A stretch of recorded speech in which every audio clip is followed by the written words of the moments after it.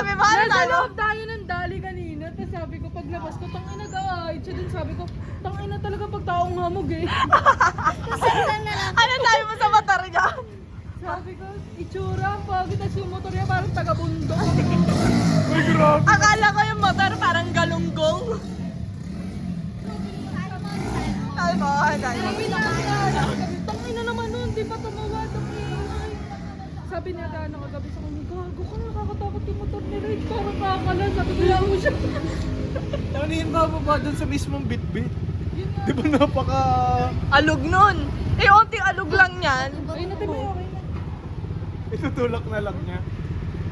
Hindi, sakto, nakababa naman na kayo nun. Hindi nila bababa yung dalawa. Maglalakad yung dalawa. Hindi maglalakad. Ando pa rin. Kahit masakit na sa pet ko lang. Ayoko maglakad. Visit. Kaya pala pinili mo dyan kila Eka, ha? Natin. Hindi. Diyan talaga ako. Diyan ka talaga. Picture niya yun.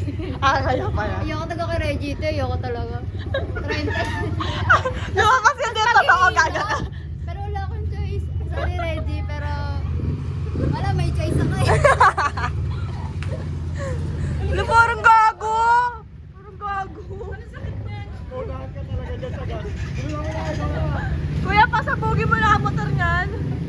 May lighter ako. Damay tayo natin, boy. Kuya, pwede po ba 30? Nawawat pa eh. Yeah, sige na. Reggie! Ako pera eh. Magkano pinagas mo? 30? Oo. Oh, no! Pwede yun. Pwede yun sa motor niya. Oh, isang libo. 500. 500. 500. Pero hindi, sige. Wow, gra! Ay, naka 1,000. Puta! Sukle, 70. Wait, tara na! Sakay! Okay lang yan, mamaya pa start na rin. Ay, ganun ba yun? Ganun ba yun? Sorry! Uy, gago nila. Ayaw, ayaw. Ay, ang gwapo!